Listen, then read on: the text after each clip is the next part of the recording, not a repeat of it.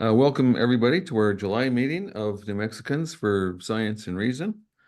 I'm Dave Thomas, the president, and tonight we have Judith Polich, who's going to be leading a discussion about plastics and climate change.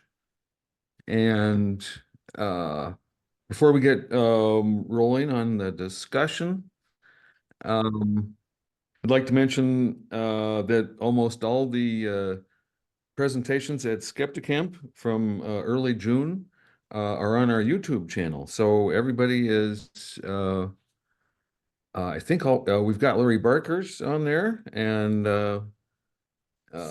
Susan Gerbic's. So we've got everything except the little science demos, which those are fun. But so basically, yeah, all 9 talks and or panel discussions are on YouTube. And to get to them, you can go to nmsr.org and there's a link to the skepticampnm.com website, or you could just go to skepticampnm.com. And so, yeah, 9 panel discussions and presentations, and they're all on YouTube. The only one you might have trouble with is Ben Radford's talked about suicide, and that made it an X-rated YouTube video, so you have to show your adult credentials to see that one. But other than that, they're open for viewing. So very good. Any announcements or questions before we get started? Yeah, this is Jim Wilcox. I am in Las Cruces, and I want to say I'm glad to join the group. I moved from Eugene, Oregon, where I was a member and at one time on the board for Oregonians for Science and Reason. And I got my start in this back in the 80s with SciCop and Ray Hyman from the University of Oregon and his explanations of how magic tricks work and the fallacies or the misunderstandings of the brain and how that works. And then over time, I got more interested in reasoning errors and logical fallacies and how they permeate argumentation. And that's kind of one of my interests at this time. Well, great. Well, welcome aboard. We're delighted to have you. I was fortunate enough to meet Ray Hyman and share magic tricks and whatnot. He was quite the scientist and illusionist. Okay. All right. Well, let's jump right in. So tonight we're going to have a discussion with Judith Polich, a former lawyer and environmentalist. She's a wetlands advocate and a member of New Mexico State Parks Advisory Board. And she has a Master of Science in Environmental Studies and Environmental Education and a law degree from University of Wisconsin. She has a climate change column, Cutting Your Carbon Footprint, and that's published in the Albuquerque Journal. And her latest book, Why Can't We Be More Like Trees, explores new climate change narratives. Several of her climate change columns have addressed plastics, which is, I think, what we're going to mainly look at tonight. You can access her columns on www.cuttingyourcarbonfootprint.com. So thanks for coming, Judith. Okay, well, thanks for having me. And I've been doing this column for the Albuquerque Journal for about 5 years. And over the course of that time, I've probably done about 3 columns on plastics. And plastics, as you know, is a huge topic.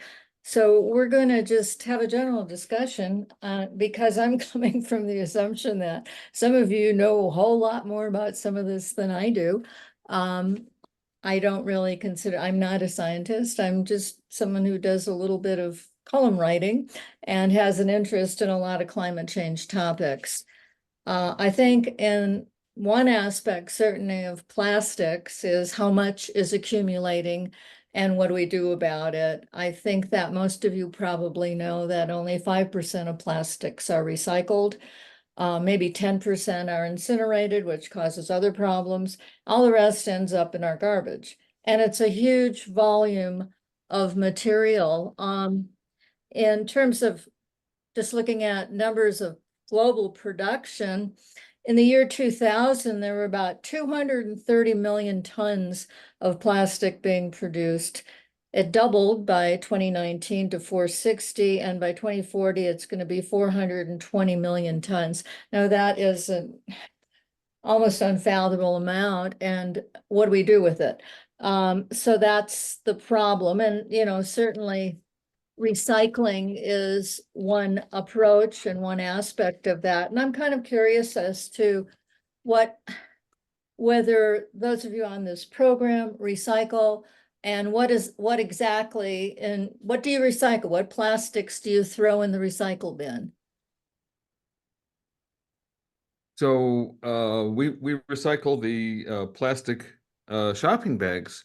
So Socorro, New Mexico, where I live, was just about to institute a plastic bag ban right before COVID hit. And then COVID hit and everything was off the table and everybody forgot about it. So we've still got a lot of plastic bags. It's hard to get paper. And then the New Mexico Tech here has bins where you can recycle your various grades of plastic, like the water bottles and whatnot. So that's yeah, that's a curious thing that we have here is still buried in plastic bags. What about the So rest? this is Jim Wilcox, and I'm from Eugene, Oregon. So you have to understand Eugene is totally different from most other cities. It's fantasy land. So I came here to Las Cruces and I realized, wow, can't believe this, but this is probably like much of America. Almost no recycling here. It's commingled, no glass deposits, but as far as plastic goes, what I actually, it's the reduce, reuse, recycle. So what I do is I shun purchasing products that are coming in those clear globes, those at the supermarket. Everything's hermetically sealed because people are so freaked out about germs. So I actually don't purchase many items, because they're wrapped in plastic, and instead try to find an alternative like bulk purchases, things like that. Anybody else? Do the rest of you not recycle plastic? No. In Albuquerque, we've got the dedicated blue bins. That stuff is indeed commingled. And so we put quite a bit of stuff in there. And I would also like to mention, I'm a big fan of listening to NPR. And to me, it's quite an eye-opener to, especially one of my favorite programs is called Living on Earth. And I'm just curious as to how many of our members that are tuned in tonight. Do you guys pay any attention to that? Have you ever listened to that? This is Jerry Aldridge. I, for one, do pay attention to it, but I live in an apartment, so I don't get the blue bin. We had blue bins, but they went away. So I have to find a recycle site to recycle it, and I do, except the city seems to be narrowing the available recycling sites that are 24/7 available. And even if they take it, I think it's still true that a lot of that stuff winds up in the landfill. I can't speak to that. I have no idea. Well, basically, in the back, there's a little triangle with a label on it, right? On most plastics. And they're labeled 1, 2, 3, 4, 5, 6, whatever. And pretty much those places that will take plastic recycling, which in New Mexico is just gonna be our major cities like Albuquerque and Santa Fe and stuff. They can recycle ones and twos. Maybe some of them can recycle 3 to 5. If you're in California, they are recycling 3 to 5. No one's recycling 6s, even though you're encouraged, if you were to call, waste disposal in Santa Fe, they would say, oh yeah, throw all your plastics in the bin. Well, they don't take, most of them just end up in the garbage. And so it's a real problem. And the problem is that recycling of plastic is very expensive. It's cheaper to make new plastic than it is to recycle it. So that's a huge problem. Mechanical recycling, which is, your basic recycling. They can't even blend certain colors and things like that. And of course, everything has to be clean, and people aren't always diligent about only throwing clean things in the bin. And then they can usually only use it twice, and then it's going to become garbage. So that's why we have such a huge volume of garbage that's accumulating. Now, some companies are being held by some states responsible for the materials that they package things in. There's a law in Maine, Oregon, which you're probably familiar with, Colorado and California, which makes the people who are packaging these things responsible for their packaging.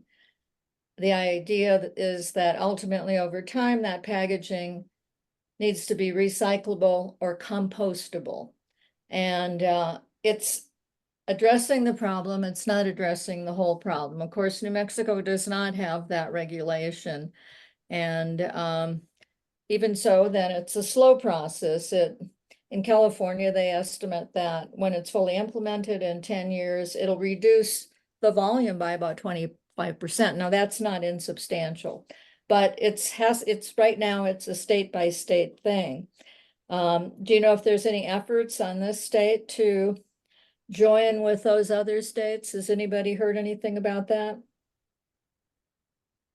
I haven't heard anything about joining with other states, but I did talk to one of our representatives named Carrie. Can't remember her last name right now. And I talked to her about setting up a recycling at the state level, a law at the state level.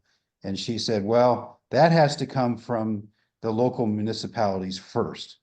And I felt that was not a very good leadership response. Yeah.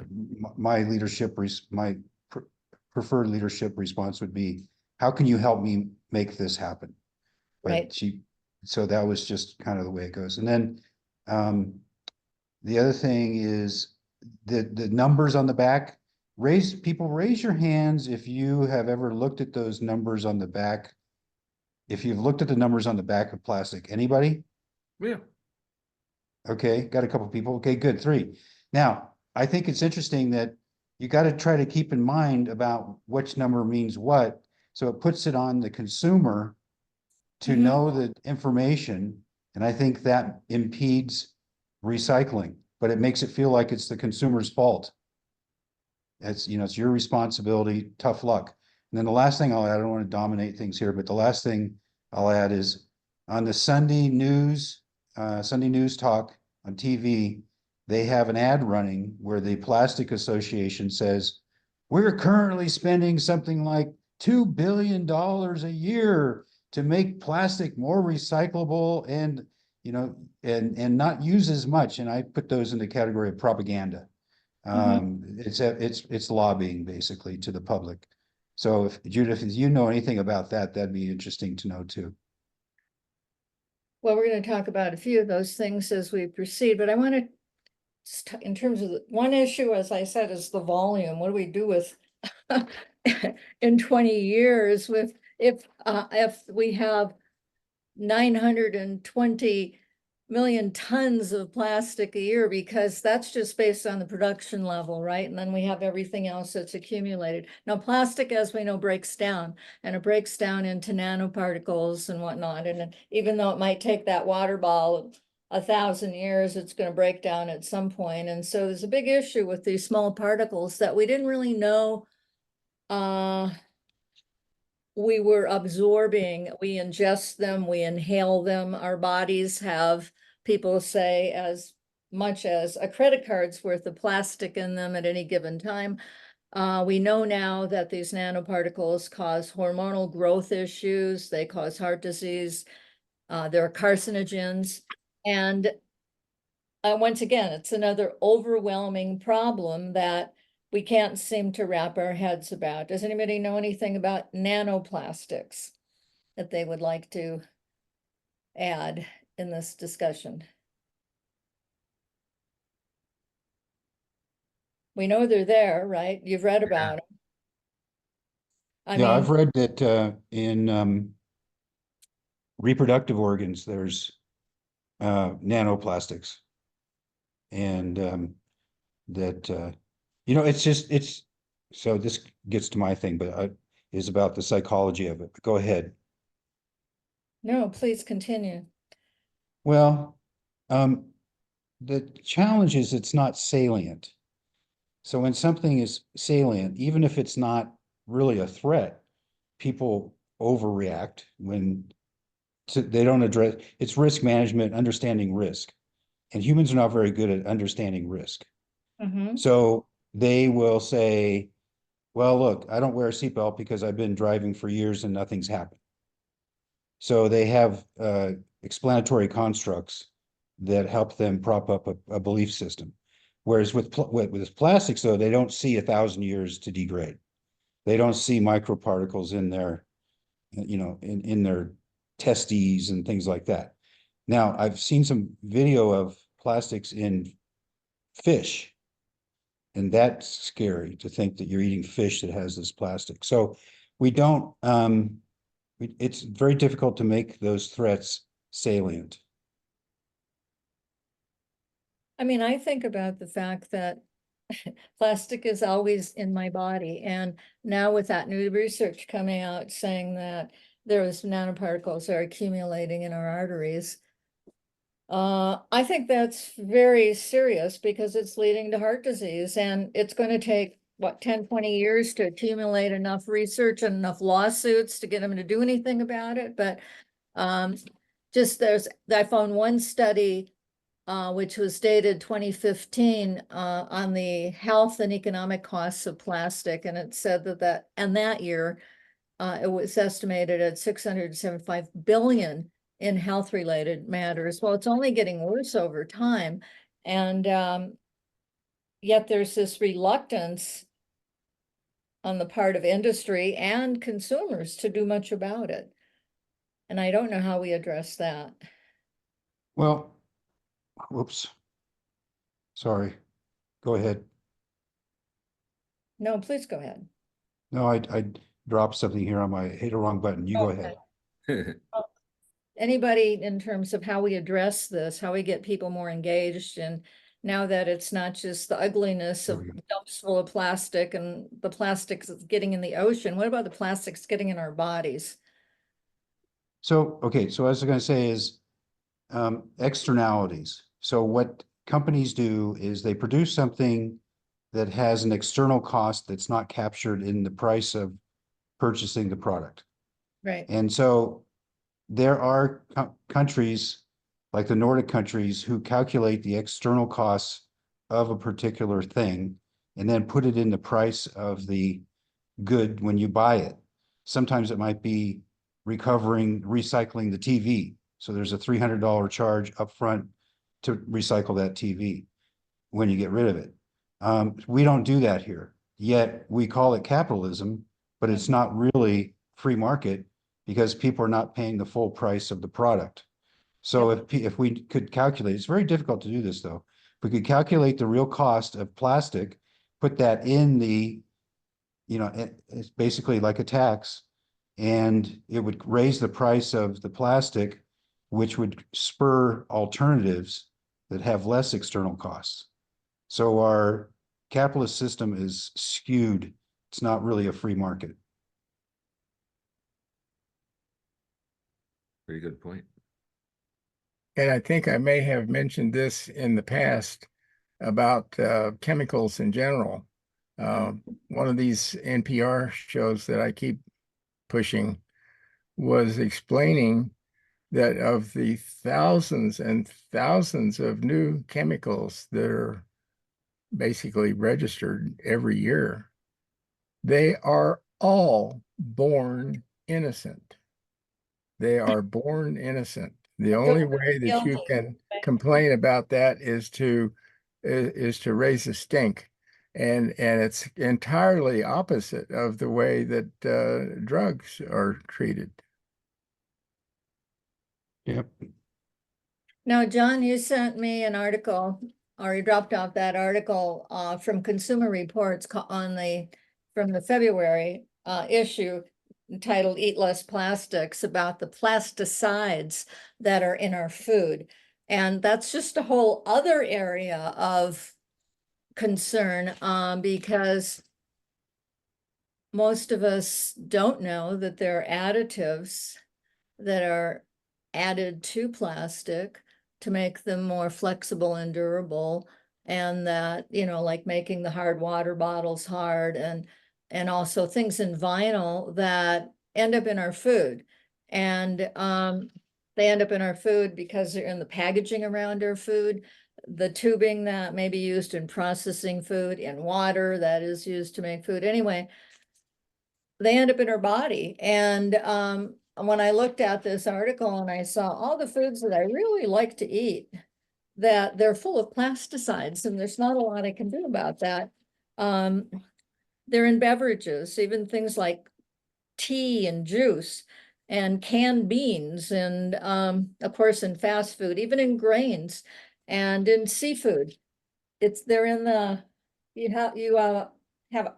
they're coating the can and things like that.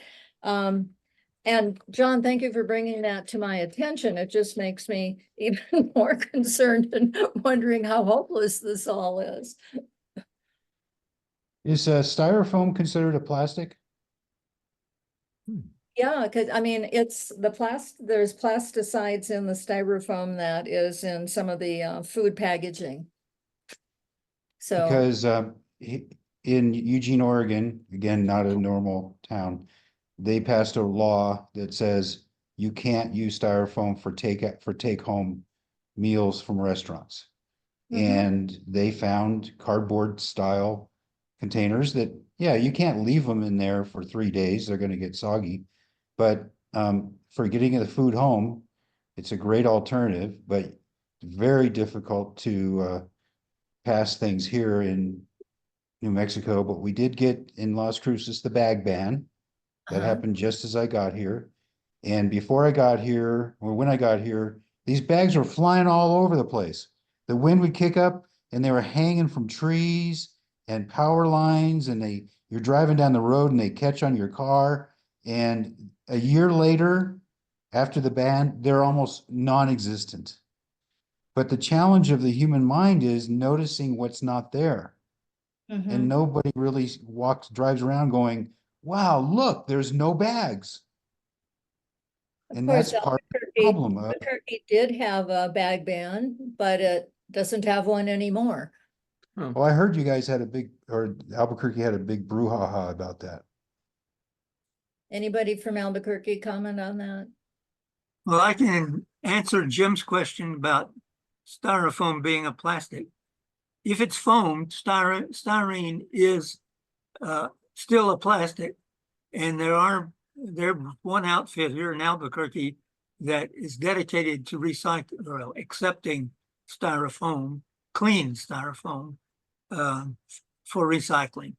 What happens once they get it, I don't know. And that does raise a question. How do we verify that these recycling enterprises are actually recycling? As Judith had mentioned, we don't know, or sometimes through investigative reporting, we do know that they're not being. recycled. So how do we consumers learn whether our recyclers are recycling? Well, I think that you can call your waste disposal and find out what happens to the plastic you put in your blue bin. But in terms of the styrofoam, I'm really happy that place is there. I know a lot of people up here in Santa Fe who go down to Albuquerque to drop off their styrofoam because there's no place here where we can do that. So I would support them in our efforts and just hope they're doing their best. Yeah, I have no idea how viable that is, but I do Jerry, have good presence. Jerry, I'm so glad you told me that because I checked El Paso, no place to put my styrofoam, nothing here. Next time in Albuquerque, when I'm in Albuquerque, my car is going to be loaded with styrofoam because I need space in my garage and I'm not going to be driving it to Eugene, Oregon. So I Very really appreciate that. Yeah. You can locate the address of the outfit. I'll And- find it. Okay, it's on the Albuquerque, Bernalillo County recycling website. Great. They mention that as well as some other specialties.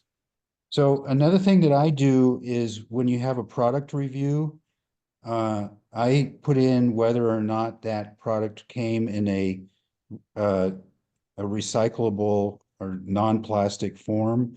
A lot of stuff now, especially from Europe, is in cardboard for protection.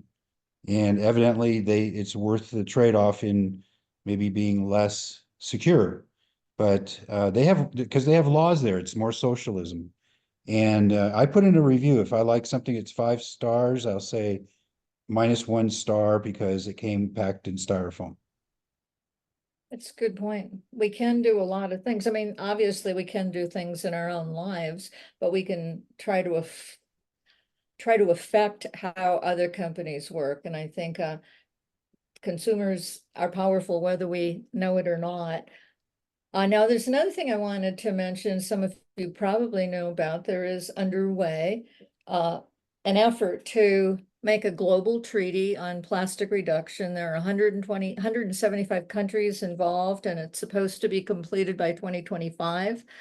The goal is to encourage the cutting not just the use of plastic, but the production of plastic over time. And some reporters have suggested that they hope that they can cut it by 36% by 2050. And so the international efforts, I mean, we're kind of not exactly at the forefront here in New Mexico. California is at the forefront and some other states are, but there are also things happening at the international level.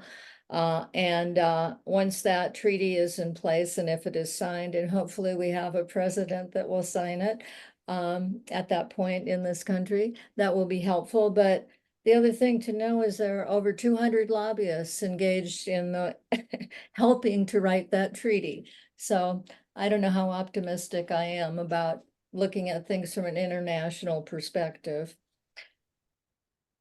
So another thing I do is we don't have much options here for kind of what I would call gourmet foods, but Whole Foods in El Paso. So I go to Whole Foods and they'll have 4 or 5 croissants in a plastic, what do they call this? Clamshell plastic, I think. And I actually go to the bakery head person and I say, I don't want this plastic. I'd like you to take this out and put it in a little paper bag and reuse the plastic. Can you reuse the plastic? And they'll say, well, I have to check. I mean, they're worried about liability, contamination stuff, right? But anyway, I say, well, I hope you can because I'm not going to do it. That's not my thing. I'm not going to accept it. So you can go some places if you put up, kind of like make them aware as a consumer. You don't want that. You don't need that. And they can reuse it. And then there's the whole issue of single-use plastics, right? Which are very significant in terms of the total contribution to plastic waste. China, the UK, California, all have taken strong action on single-use plastics. China thinks that they can reduce it by 40%. It's frustrating because you read a lot of stuff about it and it's pretty easy, really. But nothing seems to be happening that's too significant outside of a few locations and a few individual. I would guess that Oregon had a single-use plastic legislation as well, or something underway. There's just a few states nationally that are taking strong action, but that's such a simple thing. You know, you don't have to buy plastic silverware if you're going on a picnic. If you're, you know, doing takeout, you don't have, make sure they don't throw that stuff in your takeout containers. Don't take plastic straws. Bring your own water bottle. Use plastic bags.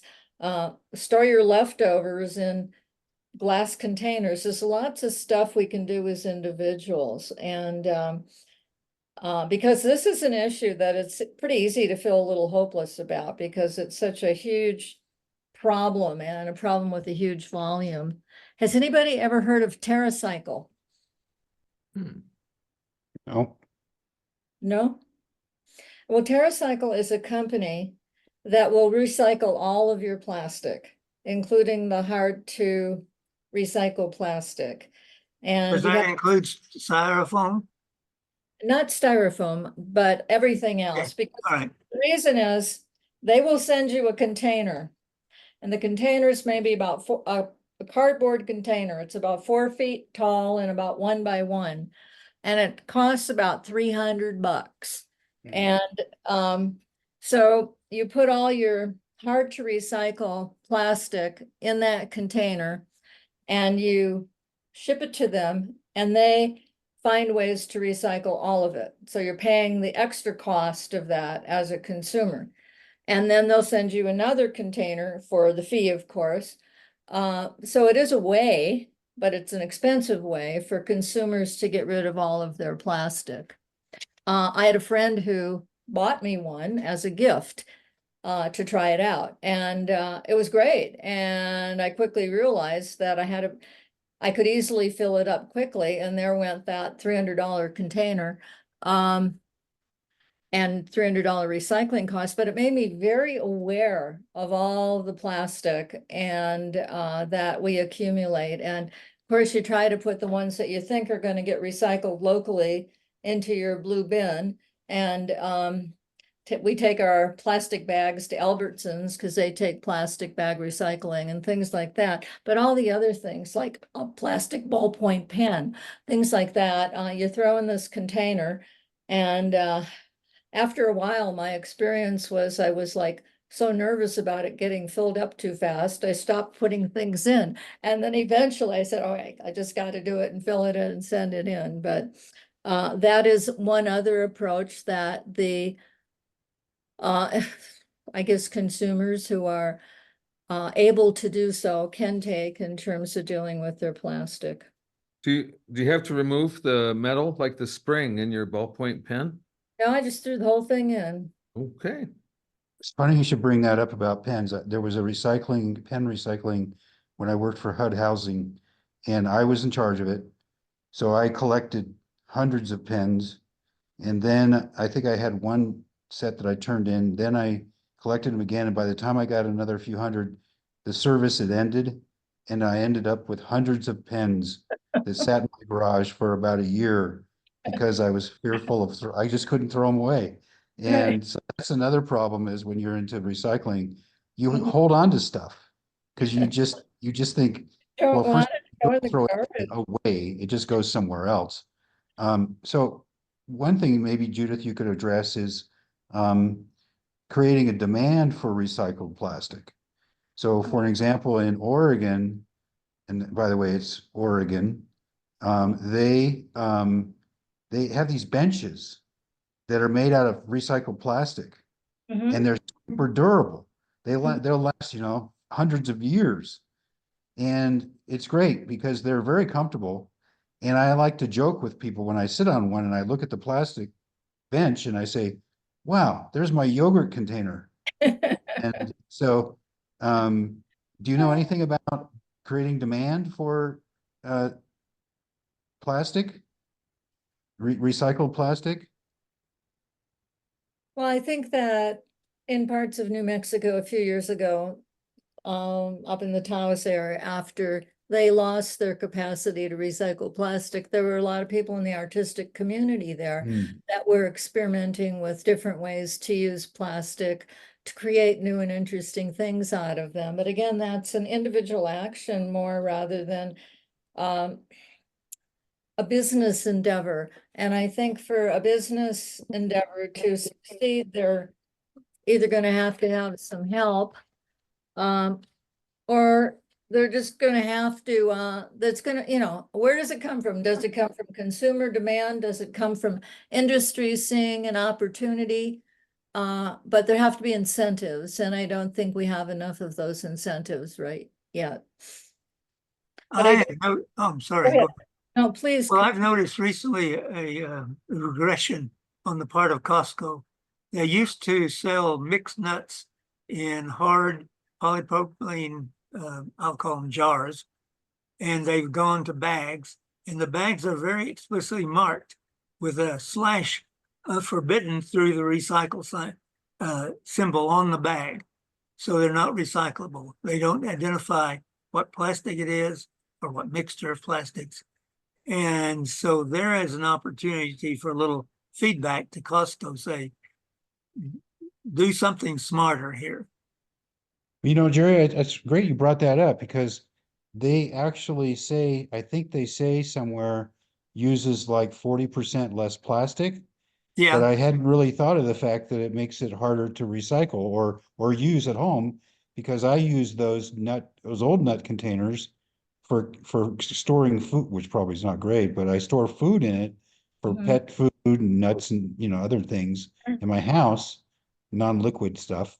And but you're right that they might be pushing that it uses less, but if you can't recycle it, that's like not much of a gain. yeah. You can't I reuse it. reuse the old hard ones too, and so I miss them. And you can recycle them if you have too many. But So it And as far as the permanence of this stuff, I had one of those containers and I needed to keep a piece of plastic covering a tree trunk I was trying to kill, a very small one. So I used it for weight. I put water in it, used it for weight out in front of my house for probably 4 or 5 months now. And I figured the tree was dead, so I picked it up and I thought for sure that that piece of plastic was going to disintegrate in my hands.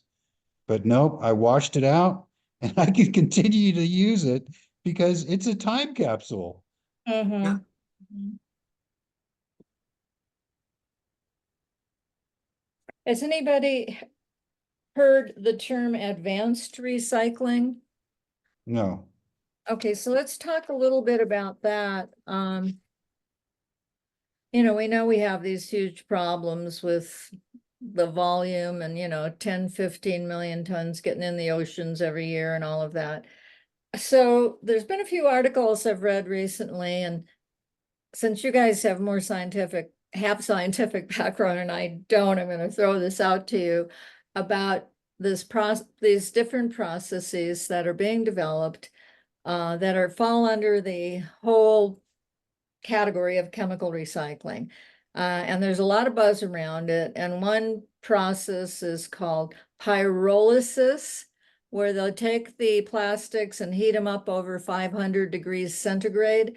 And apparently it breaks down into the component parts, the oils, diesel, naphtha, the waxes and whatever, and syngas.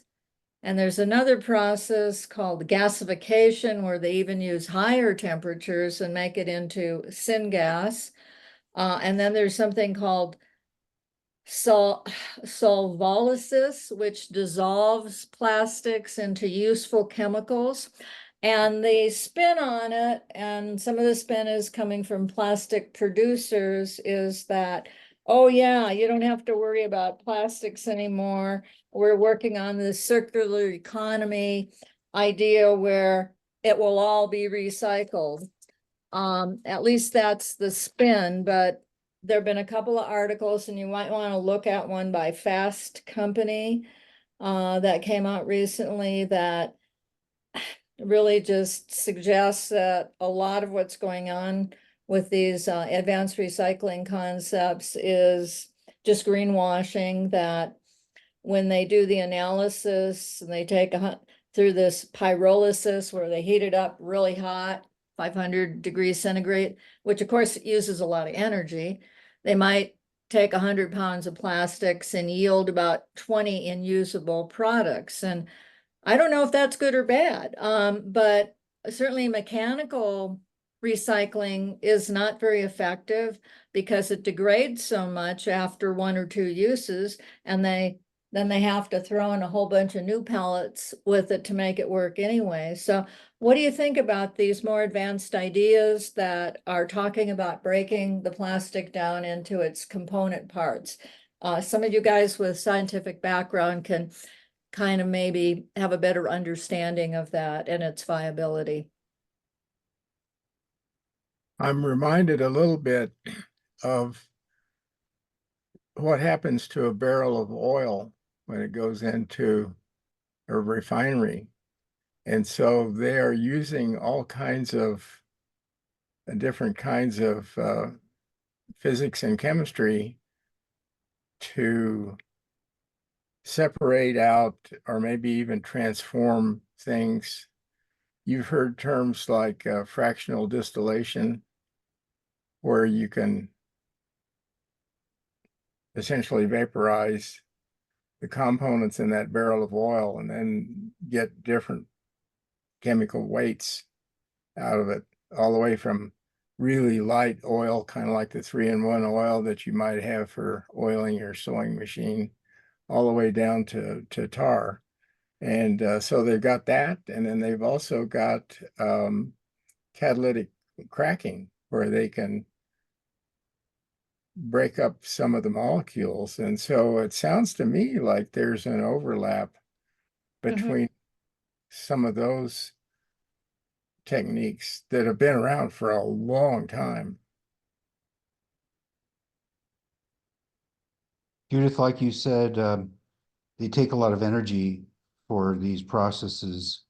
And one of the concerns I have is that rather than addressing the problem of too many plastics and getting them out of the getting them out of being produced for packaging, people think, well, I heard they're going to fix it by fixing it on the end of the waste stream, that they now figured out how to get rid of it. Right. So people aren't incentivized anymore to try to reduce the amount of plastic. It's similar to carbon capture, where people are saying, well, we're going to do carbon capture around the globe so that we can keep producing CO2. And carbon capture is really a fantasy in my mind. But those kinds of answers are at the wrong end of the waste stream. And I think that the business model overall is to not reduce anything to speak of. It's to vastly increase this, because it's part of the business model. If before we were producing, a gazillion barrels of oil and consuming that in our energy economy, for example, making gasoline and all that sort of stuff, if we wound up with a whole lot more electric cars, there's less demand for that oil. And I think that the strategy of the industry is to transfer that over to plastics. Exactly. Yeah. We cannot just assume that the plastic is sort of a zero-sum game. I think the industry wants to just keep their foot on the accelerator pedal and keep increasing the amount, not decreasing it.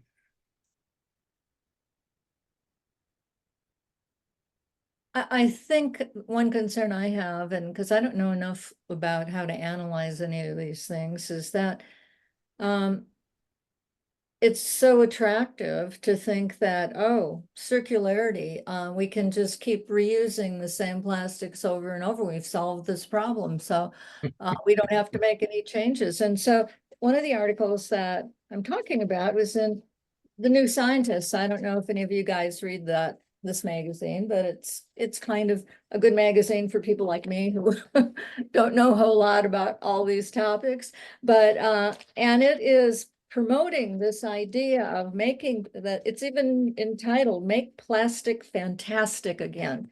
And it's written by Graham Lawton, who writes for them all the time. It's in the April 27th edition of The New Scientist. And so you might want to look at that, because he talks about all these processes, these miracle processes. And oh yeah, of course, they're going to use a lot of energy, but we're going to get to where we want, which is, this circularity, this false concept.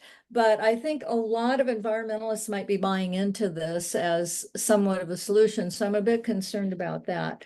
Because there really isn't any magic wand here.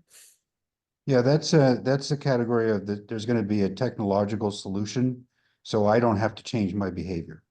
Right. And there is some of that, but it just gets back to what is really the challenge of saying to somebody, I don't want that plastic in my container.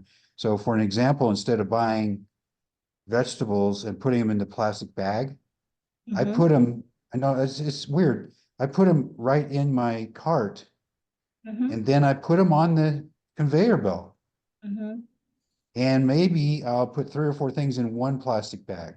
And they kind of look at you like, don't you know that's contaminated? Right. But I've also read that we need to expose ourselves to different kinds of viruses and things like that, bacteria, because we build up resistance. So they studied children who lived on farms, and the study said they tended to be less sick from colds and things. So, the 3-second rule, where the food falls on the floor, if you get it in 3 seconds, you're okay. But you miss out on all those bacteria.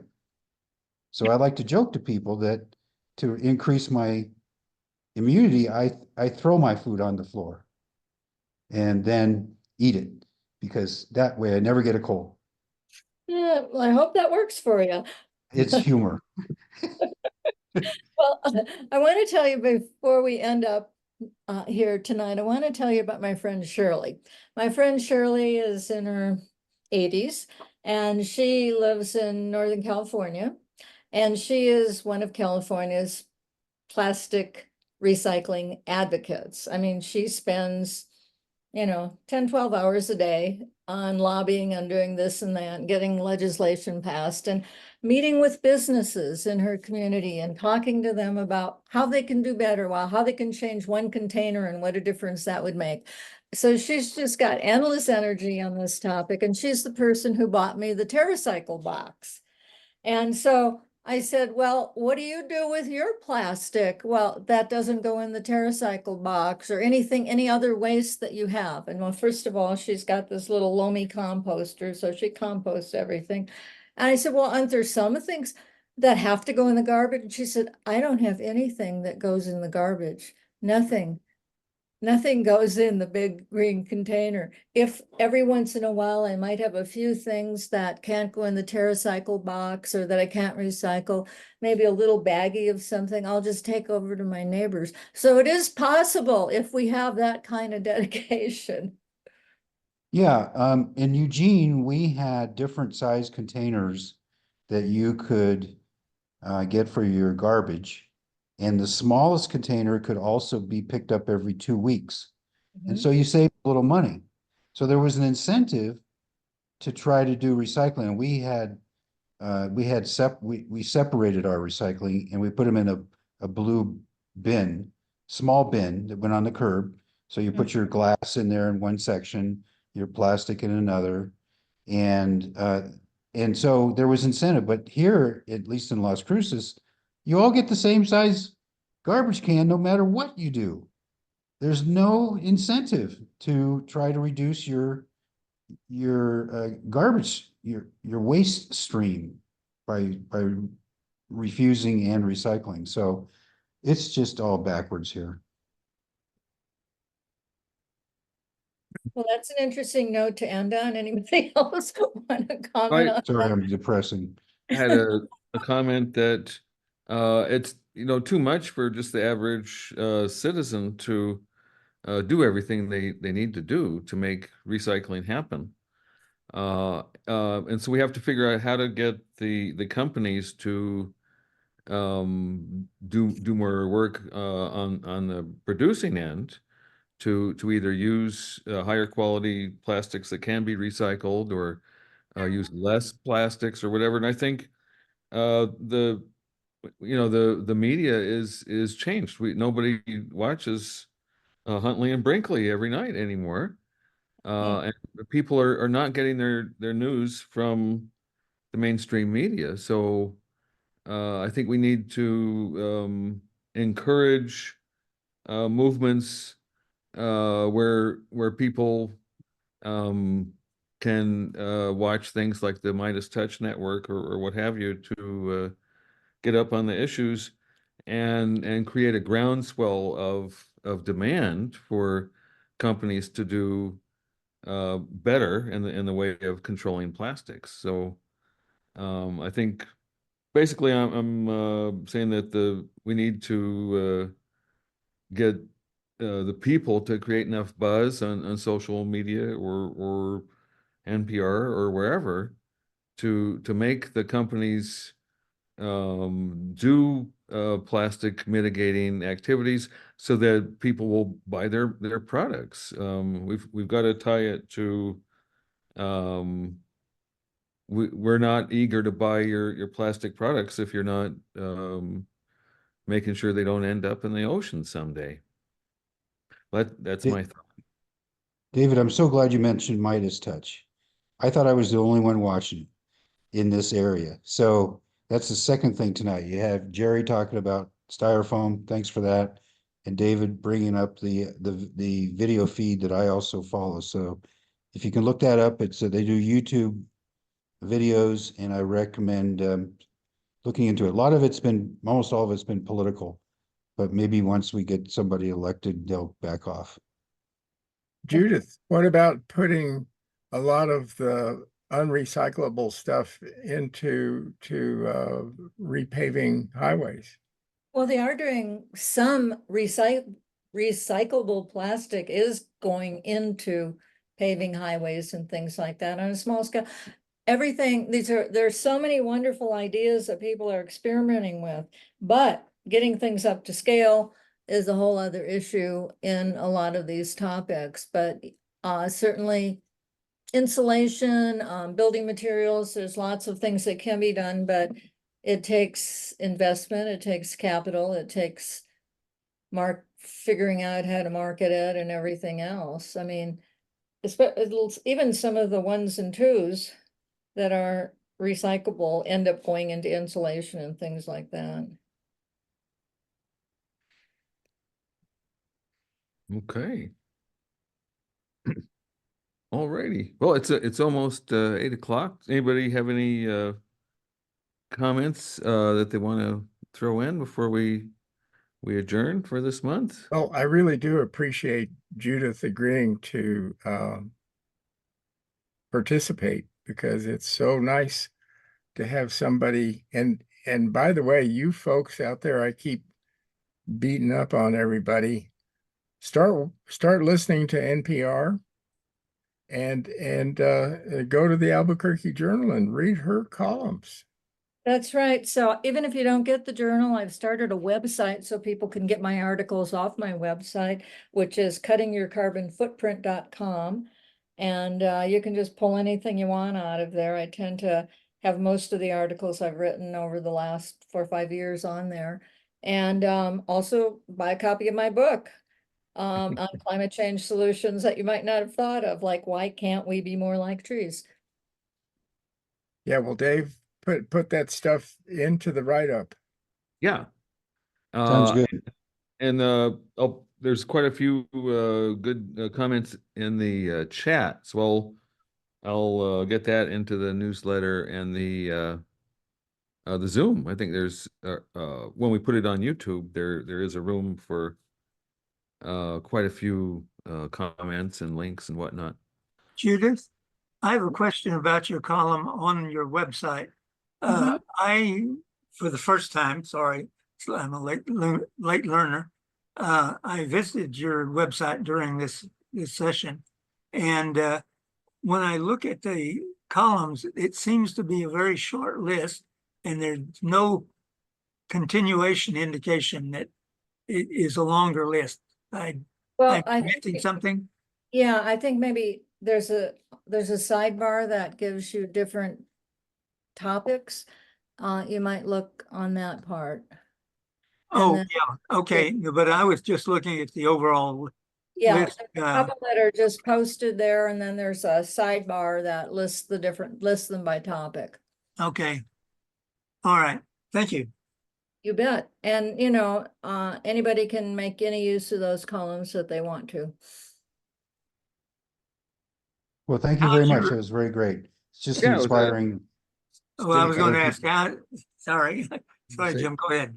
I appreciate you talking about this. Sometimes I feel alone down here in Las Cruces. It's good to know other people are thinking the same way. And what I was going to ask Judith was asking about her interactions with the Albuquerque Journal, particularly with a change in editorial management. Well, I'm not a journal employee. I'm an independent I understand that. and I don't have the kind of relationship that one of their journalists might have. I have had a interesting relationship with their new editor, who sometimes rejects articles, and I don't always know why.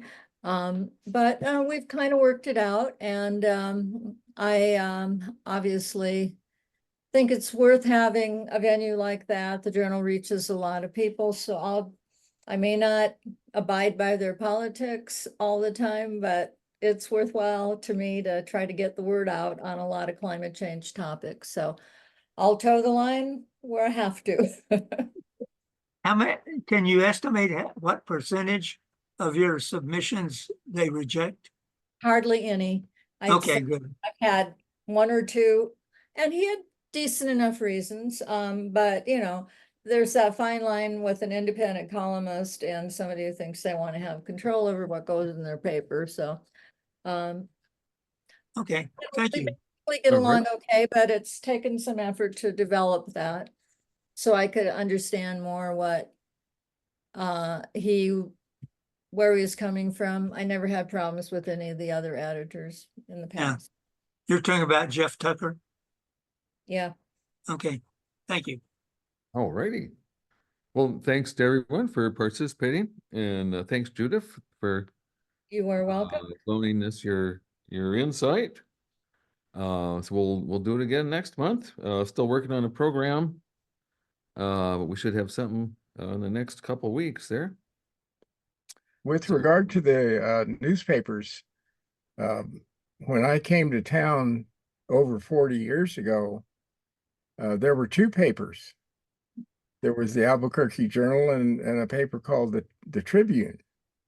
Well, the Tribune was more like left-wing stuff. Well, it went bye-bye a long damn time ago. And what we were left with is this journal that I think has kind of a right-wing tilt to it. Definitely the editorial page.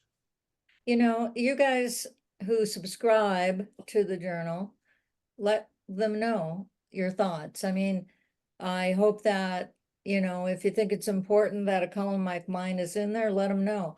If you think it's important that they hire more environmental writers instead of letting them go, let them know. I mean, you're the ones who have some control here because newspapers really need subscribers. And if people they should be paying attention to your concerns. So you have a Well, voice, important I'm a voice. bit of an oddball because I bum the old papers off of my neighbor.